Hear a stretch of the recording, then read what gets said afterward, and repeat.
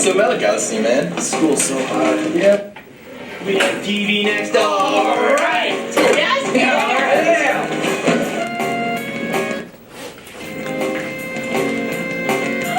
Guys, we have TV! Is that fun?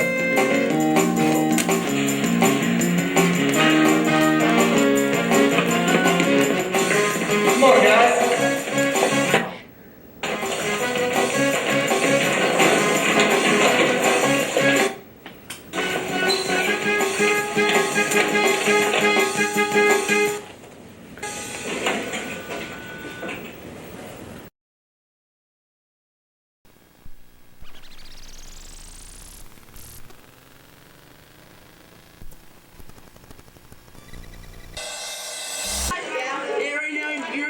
It's Jon Cortizo here, May 7th, and I just came back from a football game outside. And here we have no in the game. We have no So yeah, that was Mr. McDonough's doing, which was quite nice of him. I think he was just excited about this collection of student films that I got to be a part of, because it was, each of those films was a group effort. It was never just me. So I think in putting on that festival, it was a way to show off the collaboration that my friends and I engaged in as filmmakers at that time. Jon was one of our first real leaders in this course that really helped lift the bar high. His claim to fame in terms of elevating our program was on one of our trips to LA, he met a lady called Maria Franco. And Maria, the first time we went to LA, called me up when we came back and said, "Hi, is this Ed McDonough? Well, why didn't you visit me?" "Well, who are you, Maria? What do you do?" "Oh, I'm the head of the camera department at Paramount Pictures, and I went to Canton High." Mr. McDonough put me in touch with her and showed her a few of my short films when I was about 15 or 16. And she reached out to a camera person in Boston that she knew and asked that he bring me on as a PA. Fortunately, he had a spot for me on this movie called Surrogates. It was this like Bruce Willis action movie. So without further ado, now I've been brief, I'm gonna toss. You can introduce this movie. Yeah, I feel like I'm acting on a funeral. People like talking about how my life wasn't. But, I mean, to this date, of all the stuff I've worked on, the video that really feels like it matches my personality and how I see the world and feel about it, I think The Escape is closest to representing who I am as a person. When Jon was in middle school, he skipped out of Galvin during a field trip day and got caught by his mom and got brought back to the principal's office, and that's what the film was about.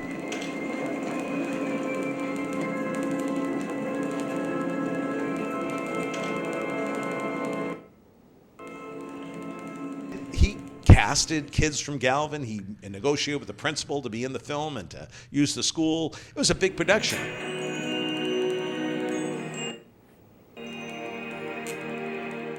By the time I made The Escape, I didn't want to make a movie that felt, quite as low budget. It was low budget, but that didn't require you to use your imagination in lieu of having actual props and production design.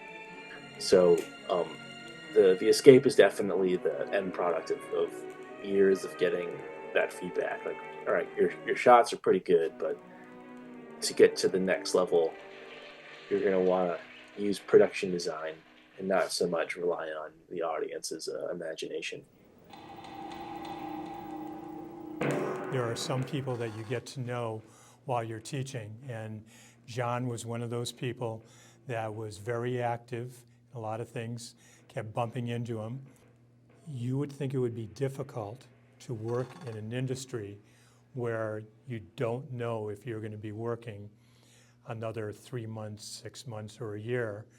But both he and Lauren have the type of personality that small setbacks don't hurt them. what does she know? She's never worked a day on this job.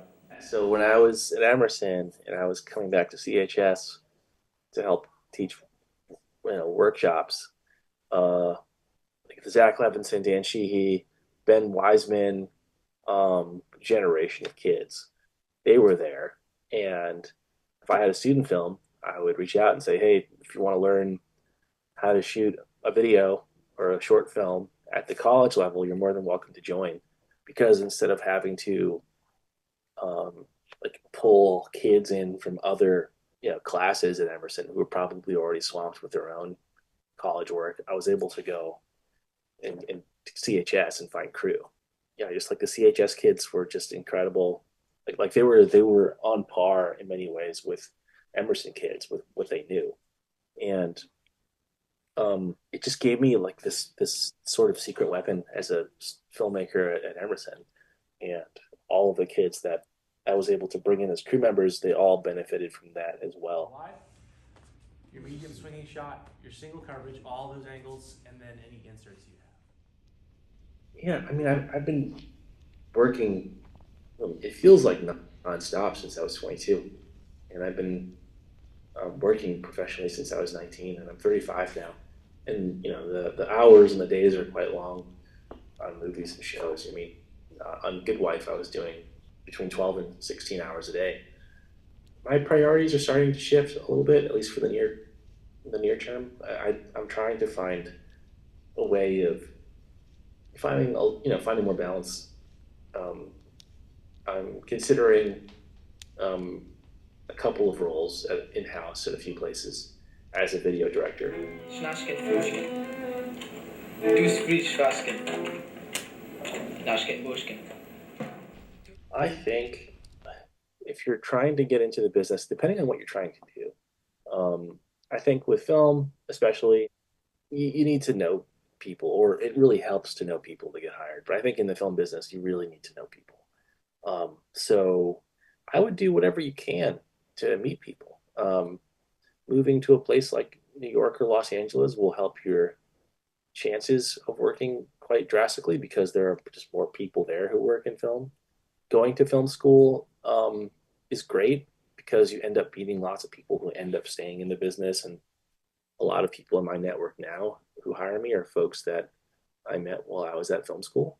You can end up on the same show, whether you go to a USC or whether you go to like a more local college or a more lesser known community college. You don't have to go to a USC or an NYU or an Emerson.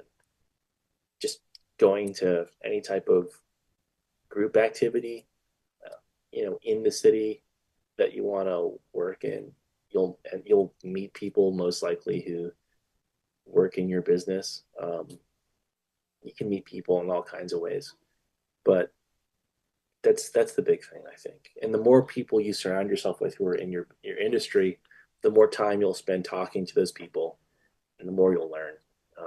I really feel like I learned as much in film school from the conversations after and before class as I did actually in class.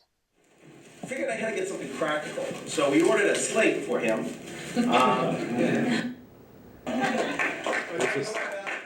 I just don't believe I would have had the opportunities I had it not been for him. So it's really hard to fully intellectualize the impact that he's had on people. And it really comes down to the fact that he cares.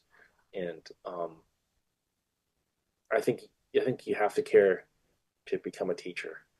And I also think that there are teachers who I mean, they really go all the way and far beyond what is expected of them. And he's one of those people. It's actually hard to answer that question because it's how do you articulate what he's done? It's really quite difficult. What was it like to get out there? It was great. I mean, I'm on the team for one reason. Tackle those players and hustle, hustle, hustle.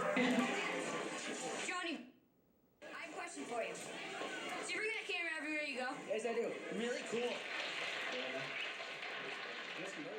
Murder mystery. This was